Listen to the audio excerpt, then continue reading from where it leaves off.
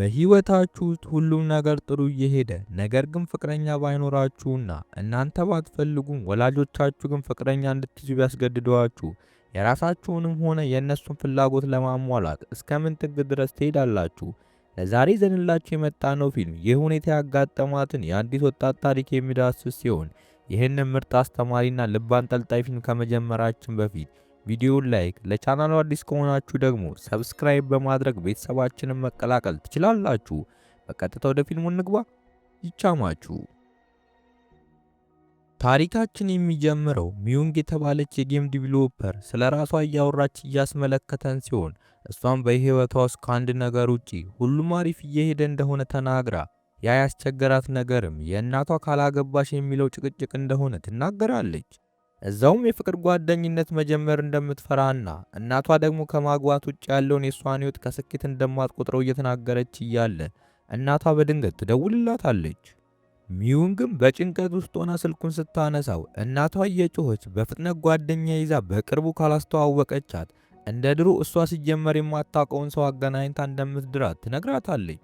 ሚዩንግም ይህንን ስትሰማ ነገሩ በአሁኑ እንዳመረረ ተረድታ ያላት አማራጭም የውሸት ፍቅረኛ መከራየት እንደሆነ ተረድታ ወደ ጓደኛዋ ዮና ቢሮ ታምራለች። እዛም እንደደረሰች ጓደኛዋን ለሚመጣ የክሪስመስ በዓል የወንድ ፍቅረኛዋ መስሎ የሚቀርብን ሰው ለአክቲንግ ከተመዘገቡት ሰዎች መካከል እንድትመርጥላት ጠይቃታለች። ዮናም ያንን እንደሰማች አሪፍ የምትለውን ሰው እንደምትመርጥላት ነግራት የፈጠነ አንድን ሰው ማውራት ትጀምራለች። የሥራ ሰዓትም ሲያልቅ ሚዩንግና ዮና አብረው ሆነው አለ የተባለውን የኪራይ ፍቅረኛ ሊያገኙት ወደ አንድ ሬስቶራንት ያመራሉ። ሚዩንግም ምንም እንኳን በጣም ብትፈራም የእናቷን ጩኸት አስባ የግድ መሆን ያለበት ነገር እንደሆነ ለራሷ እየነገረች ትረጋጋለች። የተጠበቀው ሰዓትም ሲደርስ ሊያገኙት የተስማሙት ጂሁን የተባለው ወጣት ወደ ውስጥ ገብቶ ሁለቱንም ይተዋወቃቸዋል። ሚዩንግም የዚህን ጊዜ በውበቱ ተገርማ የነበረ ቢሆንም ነገር ግን ስለዛ ምንም ነገር ሳትል የምትፈልገው ለ3 ቀናት እንደ ፍቅረኛዋ ሆኖ እንዲያስመስል እንደሆነና ዝግጅቱ የአዲስ ዓመት መግቢያና የክሪስመስ ስርዓትን ስለሚጨምር በቦታው ቤተሰቦቿ እንደሚኖሩ ነግረው ስራውን በአግባቡ እንዲወጣና ለዛም በየቀኑ 1000 ዩዋን እንደምትከፍለው ቃል ትገባለታለች። ይሁንም መስፈርቶቹን በሙሉ ከሰማ በኋላ በሐሳቧ እንደተስማማ ይነግራታል። የበዓሉ ሰሞንም ሲደርስ ሚዩንግ ከጂሁን ጋር ሆና መጀመሪያ መሄድ ያለባቸው እንዲሁ ዝም ብለው የእናቷን አንጀት ለመብላት ጥረት የሚያደርጉ ጎረቤት ተብዮች ጋር ነው ብለው ወደዛው ያቀናሉ።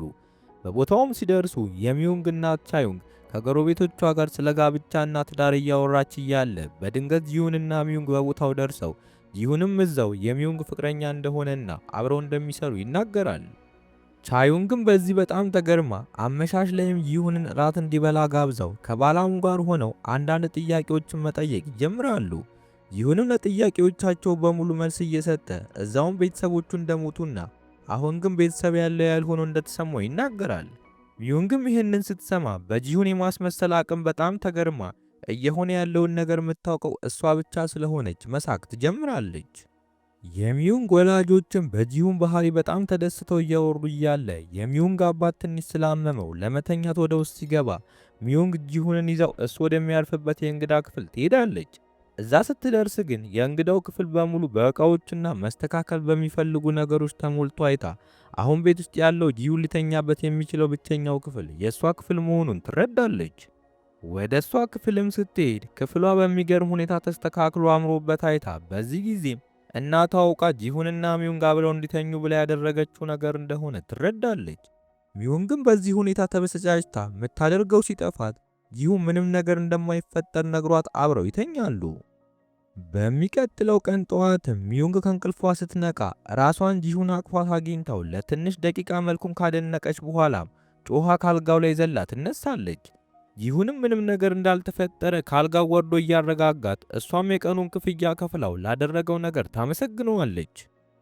ጂሁንም ብሩን ተቀብሎ ከዚህ በኋላ ከፈለገችው እንድትደውልና ባለችው ቦታ እንደሚገኝ ነግሯት እሷም ፈገግ ብላ ለሚቀጥሉ 3 ዓመታት ላትደውልለት እንደምትችል ትነግረዋለች። ጂሁንም ባለችው ነገር ግራ ተጋብቶ ለ3 ዓመታት ከቤት የማምለጥ ፍላጎት ኖራት እንደሆነና እንዳልሆነ ይጠይቃታል። እሷም የዚህን ጊዜ በመጀመሪያው ዓመት እሱ ወደ ሌላ ሀገር እንደሄደና አሁንም ፍቅረኛ ማቾች እንደሆኑ እንደምትናገር፣ በሁለተኛው ዓመት ደግሞ እንዳልተሳካላቸውና ነገሩን ለማስተካከል እየሞከረች እንደሆነ እንደምታስመስል፣ በሶስተኛው ዓመት ደግሞ እንደተጣሉና አሁን ድጋሚ ወደ ፍቅር ሕይወት ለመመለስ አዳጋች እንደሆነባት እንደምታስረዳቸው ስትናገር፣ ጂሁን የሰማውን ማመን አቅቶት ከቤቱ ለመውጣት መዘገጃጀት ይጀምራል። ውድ የመዳብ ፊልምስ ቤተሰቦች ሰሞኑን ዩቲዩብ የምንለቃቸውን ቪዲዮዎች እንደ ከዚህ በፊቱ እናንተ ጋር እያደረሰልን አይደለም። ይህም የሆነበት ምክንያት ደግሞ ቪዲዮውን አይታችሁ ላይክ ሳታደርጉ ስትቀሩ ዩቲዩብ አልወደዱትም ብሎ ስለሚያስብ የምንለቃቸውን ቪዲዮዎች ለሌሎች ሰዎች መላክ ያቆማል። እነዚህም ቪዲዮዎች ሰርቶ እናንተ ጋር ለማድረስ ከምታስቡት በላይ ብዙ ልፋት ስለሚጠይቅ በተቻላችሁ አቅም ላይክ ለማድረግ ሞክሩ። በመቀጠልም ሁለቱም ምንም ነገር እንዳልተፈጠረ ከቤት ሊወጡ ሲሉ የሚዩንግ አባት አስቆሟቸው። ጂሁንንም ትናንት ማታ ሚስቱ ላደረገችው ነገር ይቅርታ ጠይቁ፣ እሱ ራሱ የእንግዳ ማረፊያውን ክፍል እንደሚያስተካክል ተናግረው ጂሁን ለጥቂት ቀናት አብሯቸው እንዲቆይ ጠይቀዋል። ሚዩንግም ይህንን እንደሰማች ጂሁንን ወደ ተስተካከለው የእንግዶች ማረፊያ ይዛው ሄዳ አዲስ ኮንትራት እንዳላትና ይሄ የሷ ፍላጎት ስላልሆነ ከመጀመሪያው ያነሰ እንደምትከፍለው ነግራው በዚህ ኮንትራት ላይ ግን መነካካት የሚባል ነገር እንደማይቻልና እሷ ራሷ መንካስ ካስፈለጋት ለዛ እንደምትከፍለው ትነግረዋለች። ጂሁንም ያለችውን ሁሉ ሰምቶ በዚህ ኮንትራት የሚስማማው ፍቅር እንደማይዛት ቃል ከገባችለት እንደሆነ ነግሯት፣ እሷም ሲጀመር ወንድ የተባለ ፍጥረት ላይ ፍላጎት እንደሌላት ነግረው በሐሳቡ ትስማማለች። ቁርስ ሊበሉ ተሰብስበው የሚዩንግ እናት ጂሁንን በደስታ ብዛት በጣም ብዙ ምግብ እየመገበችው፣ እሱም በዚህ በጣም ተናዶ ወላጆቿ ሲወጡ ሚዩንግን ስራዎችን ለማግኘት ጥሩ አቋም ላይ መሆን እንዳለበትና የእናቷ ምግብ ደግሞ ያንን እንዳያደርግ እንቅፋት እንደሆነበት እየተበሰጫጨ ይነግራታል። ከዛም ቀጥ ብሎ ሄዶ አንስቷት በእሷ ስፖርት መስራት ሲጀምር ሚዩንግ ኮንትራቱ እንደጣሰ ነግረው፣ ምንም እንኳን ጂሁን በዚህ ሰዓት የሚያሳስበው ነገር የሰውነቷ አቋም እንደሆነ ቢናገርም እሷ ግን ተናዳ በእናቷ ምግብ የተነሳ ለሚጨምረው ኪሎ በሙሉ እንደምትከፍለው ትነግረዋለች። በሚቀጥለው ቀን ሁሉን ለቁርስ ተሰብስበው እያለ እንደተለመደው የሚዩንግ እናት ጂሁንን መመገብ ስትጀምር ሚዩንግ ከጂሁን ሰዓት ላይ እንደራባት በመናገር ምግብ መውሰድ ስትጀምር እናቷ ሁኔታውን ተመልክታ ጥርጣሬ ውስጥ ትገባለች። ከሰዓታትም በኋላ ጂሁንና ሚዩንግ ወደ ውጭ ወክ ለማድረግ ወጥተው እያለ ጂሁን የሆነ ዕቃ ለመግዛት ብቻውን ወደ ሱቅ ሲገባ ሚዩንግ ከድሮ የትምህርት ቤቷ ተማሪዎች ጋር ትገናኛለች። እነሱም ብቻዋን ሆና ሲያዩት የድሮ ክፍል ተማሪዎች በሙሉ እንዳገቡና ልጆች እንደወለዱ ነግረዋት፣ እሷ ግን አሁንም ቆማ እንደቀረች እየተናገሩ ሲያሾፉ ጂሁን በቦታው ደርሶ ፍቅረኛዋ እንደሆነ ነግሯቸው አጠገቧ እንዳይደርሱ ያስጠነቅቃቸዋል። ሚዩንግም ወደ ቤት ስትመለስ ቀደም ብሎ ጂሁን ባደረገው ነገር በሐሳብ ተወስዳ ማስክ ሲያደርግም ውበቱ እንደጨመረ ለራሷ እየተናገረች ሳታስበው እሱን መሳል ትጀምራለች። ስዕሉን እየሳለች ከነበረችበት ሐሳብም ስትወጣ የሳለችውን ስዕል አይታ በሚሰሩት ጌም ውስጥ ዋና ገጸ ባህሪ የሚሆነው እሱ መሆኑን ትናገራለች። ከዛም በፍጥነት ለዮና ደውላ ለሚሰሩት አዲስ ጌም ገራሚ የሆነ ገጸ ባህሪ እንዳገኘች ስትነግራት ዮና በምታወራው ነገር ተደናግጣ ወሬዋ በሙሉ ስለ ጂሁን እንደሆነ ነግራት፣ ሚዩንግም በእርግጥ ምን እየተሰማት እንደሆነ እንደማታውቅ ነገር ግን እሱ ራሱ ፍቅር እንዳይዛት እንዳስጠነቀቃት ትነግራታለች። ዮናም ኮንትራት ብቻ እንደሆነና ሙሉ ትኩረቷን ስራዋ ላይ ማድረግ እንዳለባት በቁጣ ታስታውሳታለች። ሚዩንግ ግን በንጋታው ከእንቅልፏ ስትነሳ ስለ ጂሁን ህልም እንዳለመች ተናግራ ራሷን ስለ እሱ ከማሰብ መቆጠብ እንዳለባት እየተናገረች ወደ ጂሁን ክፍል ታመራለች። እዛም ጂሁን አዲስ በገዛቸው ዳምፔሎች ስፖርት ሰራ አግኝተው በውበቱም ተማርካ እየሰሩበት ላለው አዲስ ጌም እንዲሆን በተለያዩ ዲዛይኖች መሳል ትጀምራለች። ጂሁንም ይህንን አስተውሎ ቆንጆ እንደሆነ እንደሚያውቅና የተፈራረሙትን ኮንትራት ነግሯት እያደረገችው ያለችው ነገር ነፃነቱን እንደነሳው ያክልላታል። ሚዩንግም የተፈጠረውን ነገር በሌላ እንደተረዳውና እሷ ምንም አይነት ስሜት ለወንድ እንደሌላት ነግራው እሱም የዚህን ጊዜ እየሳለች ያለችው ነገር ምን እንደሆነ ማየት እንደሚፈልግ እየተናገረ እያለ የሚዩንግ እናት ወደ ውስጥ ገብታ ምን እያደረጉ እንደሆነ ቼክ አድርጋ ትወጣለች። ልክ እንደወጣችም ጂሁን ሚዩንግን እናቷ እያየ ስለነካችው ተጨማሪ ብር እንደምትከፍል ነግሯት እሷም የዚህን ጊዜ ባለፈው ስትነካው ግን ምንም ነገር እንዳላላ አስታውሰው ጂሁንም ያልታሰበበት ነገር እንደሆነ ገልጾ ለዚህኛው ግን መክፈል እንዳለባት ነግሮ ያስገድዳታል። ሚዩንግም ይህንን ስትሰማ በጣም ተናዳ ወደ ክፍሏ ስትሄድ እኛ ግን ጂሁን ይህን ሁሉ ነገር እያደረገ ያለው ሚዩንግ እንዳትወደው ለማድረግ እንደሆነ እንረዳለን። ሚዩንግም በቀጥታ ለዮና ደውላ ጂሁን ተጨማሪ ብር እንዳስከፈላት እየነገረቻት ዮናም ያንን ስትሰማ ምናልባት ጂሁን ይህንን በማየት ሊጠቀምባት እንደሚችል እየነገረች ታስጠነቅቃታለች። ሚዩንግም ተናዳ በአንድም ሆነ በሌላ ብሯ እንደምታስመልስ እየነገረቻት በዛኑ ቀንም ጂሁን ቀረጻ እንዳለበት የነገራትን አስታውሳ ወደ ቦታው በፍጥነት ታመራለች። እዛም ስትደርስ ጂሁን በሚያምር ባህላዊ ልብስ ፏ ብሎ አግኝታው፣ ነገር ግን ጂሁን የሚቀርጸው ትዕይንት በቀዝቃዛዋ ውስጥ ስለሆነ በጣም እየበረደው ይባስ ብሎ ዳይሬክተሩ ትዕይንቱን በተደጋጋሚ እንዲቀርጽ እያስገደደው አግኝታው ወደ እሱም ቀርባ ለምን ይህን ሁሉ ጫና ላዩ ላይ እያሳደረ እንደሆነ ትጠይቀዋለች። ጂሁንም ሲጀመር ዋናው አክተር እንዳልሆነና ዋናው አክተር ራሱ ዳይሬክተሩ ሆኖ የሚመቸውን ትዕይንት ብቻ እንደሚሰራ ነግሯት፣ እሷም አንድ ቀን በጣም ታዋቂ አክተር እንደሚሆን ነግረው ለማበረታታት ትከሻውን ስትነካው ጂሁን ለዚህ እንደማያስከፍላት ይነግራታል። ሚዩንግም በዚህ ንግግሩ ተገርማ ዮና እየተጠቀመብሽ ነው ያለቻትም ነገር ትዝ ብሏት ወደ ቤቷ ተመልሳ ድጋሚ ትደውልላታለች። በዚህኛው ጊዜም አዲስ ኮንትራት እንዳላትና ከዚህ በኋላ የምትከፍለው ቆዳቸው ከተነካካ ብቻ እንደሆነ ነግራት ሐሳቧንም ለጂሁን ነግራው ሲስማማ ሁለቱም ድንገተኛ ንክኪዎችን ለማስወገድ በማሰብ ሙሉ በሙሉ ልብስ መልበስ ይጀምራሉ። በሚቀጥለው ቀን ጠዋትም ሁሉም ለቁርስ እየተዘገጃጁ እያለ የሚዩንግ እናት የሆነ ነገር እየተከናወነ እንደሆነ ጠርጥራ ሚዩንግ ማስክ ያደረገችው ለምን እንደሆነ ስትጠይቃት ሚዩንግ ጉንፋን እንደያዛት ተናግራ ወደ ሆስፒታል ይዛት እንድትሄድ ትነግራታለች። ጂሁንም የዚህን ጊዜ እናቷን አስቁሞ ሚዩንግ እንዳላመማትና እንዲሁ ትንሽ አለመግባባት ተፈጥሮ እንደሆነ ነግሯት ያስቀራታል። ወደ ክፍሉም ሲገቡ ጂሁን ሚዩንግን ተጨማሪ ብር እንደሚያስከፍላት ነግሯት እሷም በዚህ በጣም ስትናደድ ጂሁን እሱን ከምታፈቅረው እንደ ስግብግብ ብታየው እንደሚሻል ነግሯት በሚቀጥሉት ጊዜያት አውቆ እንድትነካው እያደረገ ብዙ ብር ያስከፍላታል። የዛኑ ቀን ማታም ጂሁን ሊተኛ በገባበት ሰዓት የሚዩንግ እናት ሚዩንግ ሄዳ ጂሁንን ለራት ይዛው እንድትመጣ ትነግራታለች። እሷም ወደ ጂሁን ክፍል ስትሄድ ጂሁን የሥራ ሰዓት እንዳለፈና ከዚህ በኋላ የምትፈልገው ከሆነ መክፈል እንደሚኖርባት እየነገራት እሷም በዚህ ተናዳ ምንም ነገር እንደማትከፍለው ተናግራ ብትወጣም እናቷ ግን ጂሁን እንዲመጣ ስታስገድዳት ያለምንም አማራጭ ከፍለው አብረው ራት ይበላሉ። ምሽትም ላይ ወደ ክፍሉ ገብታ የላከችውን ብር በሙሉ ለመመለስ ስልኩን ልትወስድ ብትሞክርም እሱ ግን እጇን ይዞ አስደንግጧት ሚዩንግም ሳትታይ ከክፍሉ ብትወጣም እኛ ግን ጂሁን እንዳልተኛና ሁሉንም ነገር ያደረገው አውቆ እንደሆነ እንረዳለን። በሚቀጥለው ቀን ሚዩንግ ጂሁን ሻወር ቤት እያለ ስልኩን ተጠቅማ ብሯን ለመመለስ ስትሞክር ደርሶባት እዛውም ይህንን የኮንትራት ፍቅረኛ ነገር ከሌሎች ሴቶች ጋር አድርጎት እንደሚያውቅና እሷንም ከሌሎች የበለጠ እያስከፈላት መሆኑን ይነግራታል።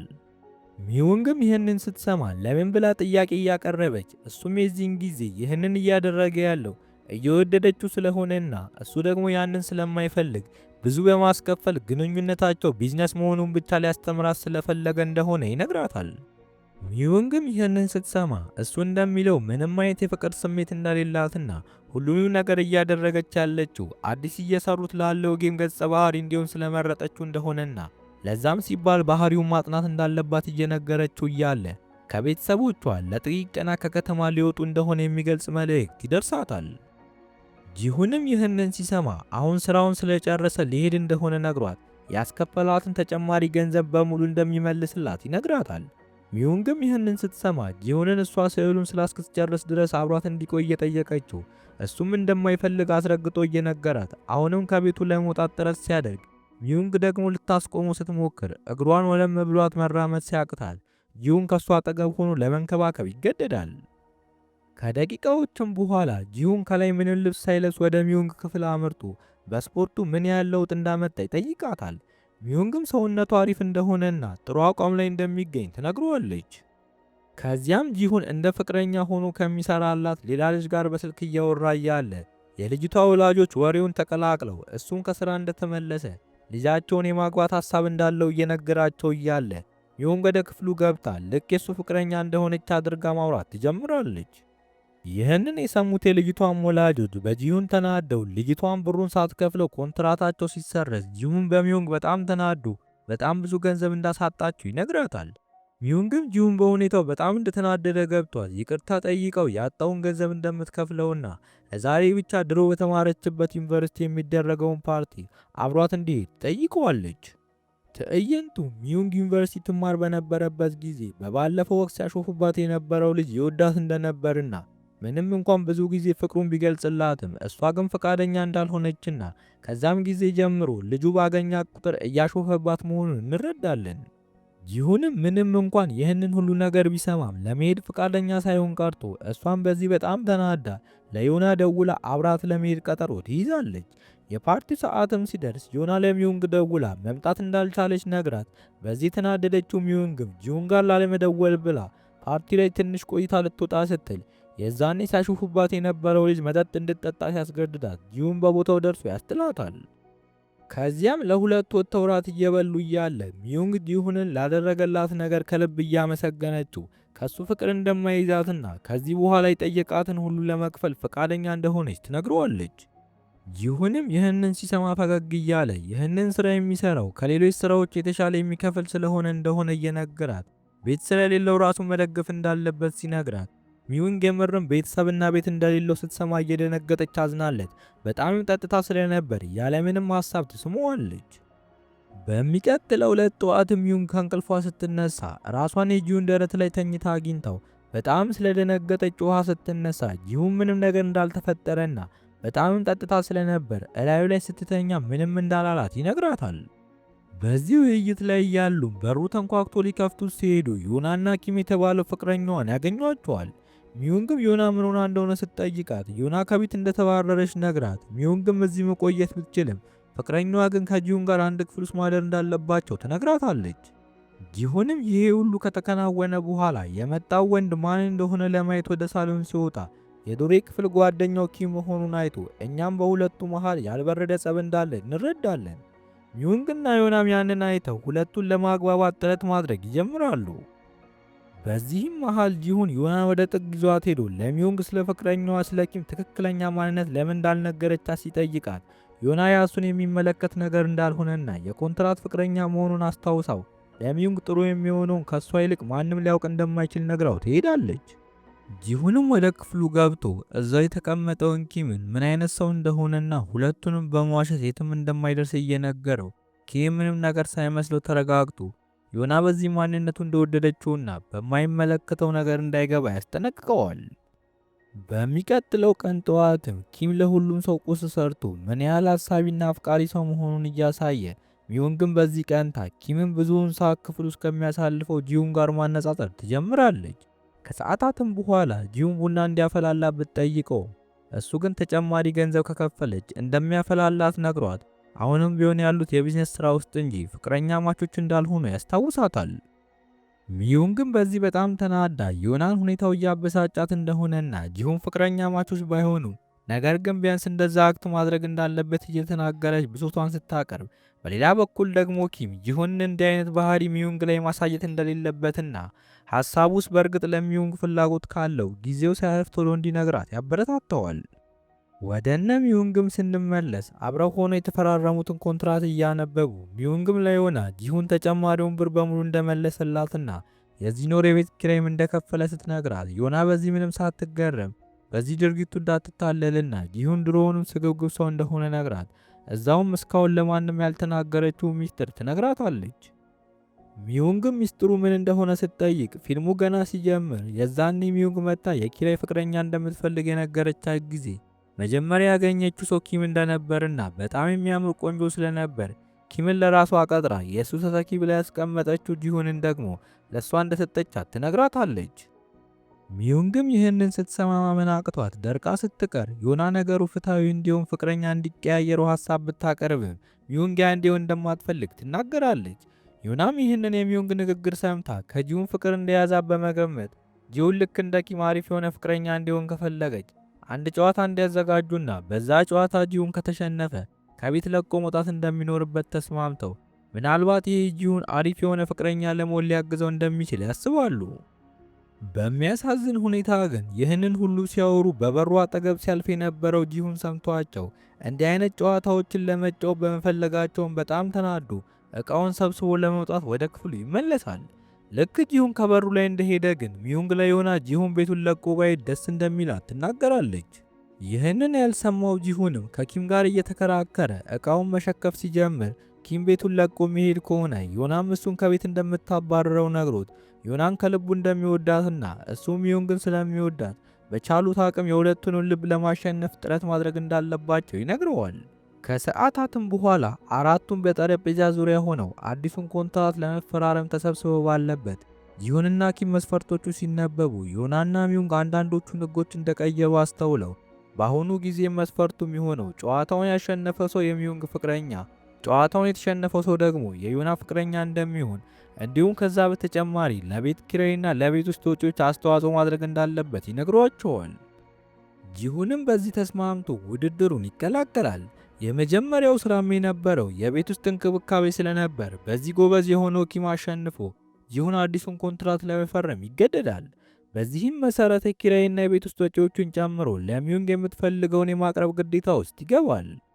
ጂሁንም ስራውን ጀምሮ ቁርስ፣ ምሳና ራት ጨምሮ ሚዩንግ ያዘዘችውን ነገር በሙሉ እየፈጸመ እያለ አንድ ቀን ሚዩንግ እግሯን እንዲያሻት ትጠይቀዋለች። ጂሁንም ያንን ሲሰማ ተናዱ የድሮ ኮንትራታቸው ላይ እርስ በርስ መነካካት እንደማያስፈልግ ያወጡትን ሕግ አስታውሷት፣ እሷ ግን ያ ኮንትራት አሁን እንደማይሰራ ስትነግረው ጂሁን ምንም ነገር ሳይላት ወደ ክፍሉ ገብቶ ጠዋት ሲነጋ ለመውጣት እቃውን ማዘገጃጀት ይጀምራል። በዛው ምሽትም ሳሎን ውስጥ ቁጭ ብሎ ሲጠጣ ሚዩንግ አግኝታው እንዲህ ሲጠጣ አይታውም ስለማታውቅ ምን ሆኖ እንደሆነ ስትጠይቀው ጂሁን ነገ ጠዋት እንደሚሄድና ምንም እንኳን ለመሄድ ያሰበው ከብዙ ጊዜ በፊት ቢሆንም እሷ ራሷ ጠይቀው ስላስቀረችው እዚህ እንደቆየና እንደዛ ቢሆን ግን አሁን ጭራሽ ግዴለሽ በመሆን እሱን ፈልጋ እንደቀጠረችው ሳይሆን እንደማይረባ ቃል ትጠቀምበት እየሞከረች እንደሆነ ነግሯት አክሎ ማስተር ጊዜ ከኪም ጋር የምታወዳድረው ነገር እንዳስጠላውና ከፈለገች ኪም ቦታው መውሰድ እንደሚችል እሱን ኮንትራቱን ከተፈራረሙበት ቀን ጀምሮ ያለውን ብር እንደሚመልስላት ነግሯት ጥሏት ይሄዳል። ሚዩንግም ይህንን ሁሉ ተብላ ወደ ዮና ክፍል ሄዳ እያለቀሰች ጂሁንም ማጣት እንደማትፈልግ እየተናገረች እያለ ኪም በሩን ከፍቶ ገብቶ ሲያወሩ የነበረውን ሁሉ እንደሰማና የሆነ ነገር ሊነግራቸው እንደሚፈልግ ተናግሮ ወንበር ይዞ ይቀመጣል። ከዚያም ጂሁን ቤትና ገንዘብ የሌለው ድሃ እንደሆነና ዩኒቨርሲቲ አብረው እየተማሩ በነበረበት ጊዜ ቆንጆ ቁመና ስለነበረው አንዲት ልጅ በብር ፍቅረኛዋ መስሎ እንዲታይ እንደቀጠረችው እሱን ተዋናይ የመሆን ፍላጎቱን ለማሳካት ብር ያስፈልገው ስለነበር ያኔ እንደ ስራው መስራት እንደጀመረ አንድ ቀን ግን እንደ ፍቅረኛ ይሰራላት የነበረችው አንድ ተማሪ የምር አፍቅራው እሱ ግን በዛ ፍቃደኛ ሳይሆን ስቀር ስራው የኪራይ ፍቅረኛ መሆኑን ለሁሉም ሰው ተናግራ ህይወቱን ሙሉ እንዳበላሸችበትና በዛም ምክንያት ትምህርቱ ላይ መጎበዝ ስላልቻለ የትወና ህልሙ ሳይሳካ እንደቀረ በዚህም ምክንያት ይህንን የኪራይ ፍቅረኛ ስራ መስራት እንደቀጠለና ደንበኞቹ በፍቅር እንዳይወድቁ መጀመሪያ የሚያስጠነቅቀውን በምክንያት እንደሆነ ይነግራቸዋል። በሚቀጥለው ቀን ጂሁን ቤቱን ለቆ ሲወጣ ሚዩንግ በር ላይ አግኝታ ለሚሰሩት ጌም ያሰበችውን የእሱን ምስል እየሰጠችው ላደረገላት ነገር በሙሉ ስታመሰግን ጂሁን ከሱ ኪምን መምረጧ ምንም እንዳላስገረመው ነግሯት፣ ነገር ግን ይህንን ሁሉ ነገር ያደረገችው እሱን ለማስቀናት ብላ እንደሆነ መናገር አሳፍሯት ነገሩን በተሳሳተ መንገድ እንደተረዳው ሲጀመር ጨዋታውን ከዮና ጋር ለማድረግ መወሰን ስህተት እንደነበር ስትናገር ጂሁን ባለችው ነገር ተነክቶ የመሄድ ሀሳቡን ትቶት ወደ ቤት ውስጥ ይመለሳል። አመሻሽም ላይ አራቱም አብሮ ጊዜ ለማሳለፍ ወደ ውጭ ወጥቶ እያወሩ እያለ ጂሁን ከማንም ፍቅር ይዞት እንደማያውቅ ነገር ግን ከንፈሩን ተስሞ እንደሚያውቅ ተናግሮ ሁሉም እንዴት እንደሆነ ሲጠይቁት ግን ሚዩንግ ሳክራ ያደረገችውን ነገር ከመናገር ይቆጠባል። ወሬውን ሲቀጥል ሚዩንግ በዚህ ሰዓት ከማንም ጋር ፍቅር ግንኙነት ውስጥ እንዳልገባች ብትናገርም ጂሁን ግን ከሆነ ሰው ፍቅር እንደያዘው ይናገራል። ሰዓታትም ሲያልፉ ሚዩንግ በጣም በመጠጣቷ የተነሳ ሰክራ ጂሁንም ፍቅር የያዘው ከሷ ወይም ከሌላ ሰው እንደሆነ ፍጥጥ ብላ ትጠይቀዋለች። በዚህ ጊዜም ጂሁን ምንም ነገር ሳይል ይስማታል። በሚቀጥለው ቀን ሚዩንግ ከእንቅልፏ ስትነሳ የተፈጠረውን ነገር እውን ይሁን ህልም ማረጋገጥ ስላልቻለች ጂሁንን እየራቀችው እሱም ይህንን ሳይ ያን ሁሉ ነገር ካሳለፉ በኋላ ዝም ማለቷ ጭራሽ ለእነዚህ ነገር ግድ እንደሌላት የሚያሳይ ነው ብሎ ደምድሞ ይቀመጣል። በሚያስደነግጥ መልኩም የሚዩንግ አባት እንዴት እንደሆኑ ለማረጋገጥ እንደመጣ ሚዩንግና ጂሁን የፈጠነ ኪምን፣ ዮናንና አዲስ ያመጧትን ውሻዋን ይደብቃሉ።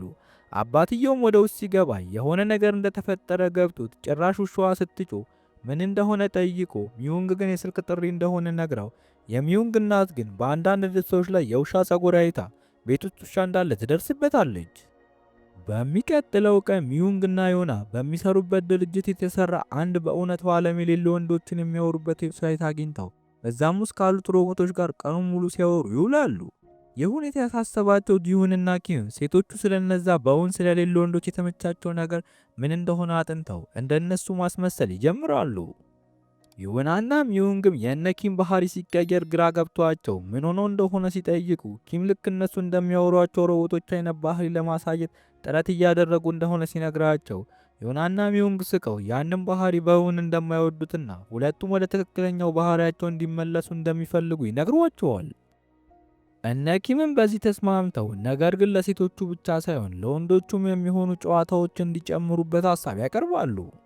የአዲስ ዓመት በዓሉም ሲደርስ የሚዩንግ እናትና አባት ወደ ቤት ተመልሰው አብረው እራት እየበሉ በዚህም ምክንያት ወደ ውጭ መውጣት ያልቻሉ ኪምና ዮና ደግሞ ቁጭ ብለው እያወሩ እያለ ኪም ዮና መበሳጨቷን አይቶ ከቤተሰቦቿ ጋር ሰላም እንድትፈጥርና ምንም እንኳን እሱ የሚኖርበት ቦታ ቢያጣም የሆነ መፍትሄ እንደሚፈልግ ነግሯት እዛውም እንደሚወዳት ይነግራታል።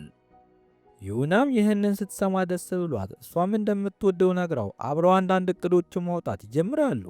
በሚቀጥለው ቀንም ጂሁን የኪምና የዮናን መቀራረብ አይቶ በጣም እያዘነ ሚዩንግ በስራ በመጠመዷ ምክንያት ምንም አይነት ጊዜ ልሰጠው እንዳልቻለች ለራሱ መናገር ይጀምራል። በዛኑ ቀንም ጂሁን ስፖርት እየሰራ እያለ ዮና ወደ እሱ መጣ። አብረው የወጡ ቀን ማታ እሷና ሚዩንግ አንድ ጨዋታ ተጫውተው ቃል ተገባብተው እንደነበርና ጨዋታውንም ሚዩንግ ስላሸነፈች ለጥቂት ጊዜ ከኪም ጋር እንደምትሆን ትነግረዋለች። ጂሁንም ይህንን ሲሰማ በጣም ተናዶ ሚዩንግም ያንን ጨዋታ ስትጫወት ከራሷ ጋር እንዳልነበረች ይህ ሁሉም ነገር ዮናና ኪም የምር ስለሚዋደዱ አስፈላጊ እንዳልሆነ ነግራው ጂሁን ግን አሁንም ተናዶ እየጮኸ ሲያወራት ይህ ሁሉ ጉድ የኪምና ዮና እንደሆነና ሁለቱም የምር ጂሁን ሚዩንግን ይወዳት እንደሆነና እንዳልሆነ ለማረጋገጥ ያደረጉት ነገር እንደሆነ እንረዳለን። ከክፍላቸውም ወጥተው ለስብሰባ ሲቀመጡ ዮና ሚዩንግን እሷ ለጥቂት ቀናት ኪምን ስለያዘች እሷም ጂሁን እንደምትወስድ ትነግራታለች። ሚዩንግም ምንም እንኳን ያ ባያስደስታትም ጂሁን በሀሳቡ ሳይስማማ ይቀራል ብላ ብታስብም እሱ ግን ጭራሽ በሀሳቡ ይስማማል። በሚቀጥለው ቀን ኪም እንደተለመደው ሚዩንግን ባለ በሌላ አቅሙ እየተንከባከበ ጂሁንም በዚህ ቀንቱ ለዮና ከሚገባው በላይ እንክብካቤ ማድረግ ይጀምራል። በዚህም ኪም ሲቀና ሚዩንግ ግን ከመቅናት ይልቅ ጂሁን ለሷ ያላደረገውን ነገር ለዮና ሲያደርግ በማየቷ አዝና ይሄ ጨዋታ ማብቃት እንዳለበት በመናገር ዮናን ሄዳ ጂሁን እንድትመልስላት ትጠይቃታለች። ዮናም ሚዩንግን በጥያቄ አጣድፋት ለጂሁን ያላትን ፍቅር አምና እንድትቀበል ታደርጋታለች። ከውጭ ሆነው ይህንን ሲሰሙ የነበሩት ኪምና ጂሁንም ወደ ውስጥ ገብተው ፈገግ እያሉ እኛም ጂሁን እስካሁን ድረስ የእቅዱ አካል እንደነበርና ሁሉም ነገር ያደረገው ምንም እንኳን እሱ ሚዩንግን ቢወዳትም እሷ ተወደው እንደሆነና እንዳልሆነ ለማረጋገጥ እንደሆነ እንረዳለን። ሚዩንግም ይህንን ስታውቅ ጂሁንን የምር የወዳት እንደሆነ ስትጠይቀው ጂሁን እንደሚወዳት ሊነግራት ሲል የሚዩንግ እናት በሩን ከፍታ ትገባለች። እነ ሚዩንግም በድንጋጤ ልብስ ማስቀመጫ ውስጥ ተደብቀው ጂሁንም እነሱ የሚደበቁበት ምንም አይነት ምክንያት እንደሌለ ነግሯቸው ወደ ውጪ ሲወጡ የሚዩንግ እናት ከነ ሚዩንግ ውጭ ያሉትን እነ ኪምና ዮናን ጨምሮ አዲሷን ውሻ አግኝታ ሁሉንም ከፊቷ አስቀምጣ ጥያቄ መጠየቅ ትጀምራለች። እናትየውም እያንዳንዳቸውን ወደ አንድ ክፍል እያስገባች ምን እያደረጉ እንደሆነ ጠይቃ ዮናን ከቤተሰቦቿ ጋር እንደተጣላችና በዛም ምክንያት የምታርፍበት ቦታ እስክታገኝ ድረስ ሚዩንግ ጋር እንደመጣች ተናግራ ኪም ደግሞ የቅጥር ፍቅረኛ እንደነበር ነገር ግን አሁን ዮናን ከልቡ ስለወደዳት የምር ፍቅረኛ ማቾች እንደሆኑ ይናገራል። እናትየውም ስለዚህ ጉዳይ ስትሰማ ሚዩንግም እንደዛ አድርጋ ሊሆን እንደሚችል በማሰብ ጂሁንን ትጠራዋለች። እሱም ወደ ውስጥ ገብቶ ሚዩንግን ከልቡ እንደሚወዳትና ምንም እንኳን እሷ የወንዶች ፍላጎት ባይኖራትም እንደምንም ብሎ አሁን ጥሩ ጊዜ ለማሳለፍ እየጣሩ እንደሆነ ይነግራታል። እናትየውም ጂሁን የምርም ሚዩንግን እንደሚወዳት ተረድታ እሱን ካስወጣች በኋላ ሚዩንግን ጠርታ እንዲህ ባለ መልኩ በመዋሸቷና ጭራሽ የውሸት ፍቅረኛ በመቅጠሯ እንዳፈረችባት ነግራት በስተመጨረሻም አራቱንም ሰብስባ ሁሉንም ነገር እንዳወቀች ተናግራ ኪምና ጂሁንን ወደ ሆቴል እንደምትልካቸው ቤት ውስጥም ሴቶቹ እንደሚቆዩ ጂሁንንም እስካሁን ላደረገው ነገር አመስግነው ሚዩንግ ግን በተስተካከለ መልኩ ነገ እንደምታገባ ትነግረዋለች። ጂሁንም ይህንን ሲሰማ በጣም ተደናግጦ እኛም የሁሉ እቅድ እናትየው እንደሆነና ጂሁን የምርም ይወዳት ከሆነ እርምጃ እንደሚወስድ ተስፋ በማድረግ ያደረገችው ነገር እንደሆነ እንረዳለን። አመሻሽ ላይም ኪም ለዮዋን ፍቅሩን እየገለጸላት እያለ ጂሁን ይህንን አይቶ እሱም ወደ ሚዩንግ ክፍል ያመራል። ውስጥ ላይም እያለቀሰች አግኝቷት የመጣበትንም ዓላማ ሳይነግራት ጥሏት ይወጣል። በሚቀጥለውም ቀን ጂሁን ቤቱን ለቆ ለመውጣት ሲዘገጃጅ ሚዩንግ ደግሞ ወላጆቹ ያዘጋጁላትን ሰው ልታገኝ ስትዘገጃጅ አይተን የሚዩንግ እናትም ምናልባት ጂሁን የሆነ ነገር ያደርጋል ብላ ብትጠብቅም ጂሁን ግን ምንም ነገር ሳይል ሲቀር የሚዩንግ እናት የቀጠሮውን ቦታ ድምጿን ከፍ አድርጋ ትናገራለች። ጂሁንም ይህንን ሲሰማ እናቱ የሆነ ነገር እንዲያደርግ እንደፈለገች ገብቶት በፍጥነትም ወደ ቦታው ይሄዳል። እዛም ሲደርስ ሚዩንግን ከተባለው ልጅ ጋር አግኝቷት እጇንም ይዞ ካነሳት በኋላ ፍቅረኛ እንዳላት ይነግረዋል። ከዛም እንደወጡ በድብቅ ቆሞ የነበሩት የሚዩንግ እናትና አባት ጋር ሄዶ ምንም እንኳን ያለ ቤተሰብ ቢያድግም እነሱ ግን ቤተሰብ እንደሆኑለት ነግሮ አመስግኗቸው ከዚህ በኋላም የቅጥር ፍቅረኛ የመሆን ስራውን እንዳቆመ ይነግራቸዋል። ጂሁንም በደስታ ወደ ቤት ተመልሶ ሚዩንግን አቅፏት እንደሷ ማንንም ወዶ ተወዶም እንደማያውቅ ይነግራታል። ትዕይንቱን ከዓመታት በኋላ ጂሁን እንደተመኘው በጣም ታዋቂ አክተር ሆኖ አዲስ የሰራውን ፊልም ከሚዩንግ ጋር ሊያስመርቅ ሲሄድ እያስመለከተን ታሪካችን ይጠናቀቃል።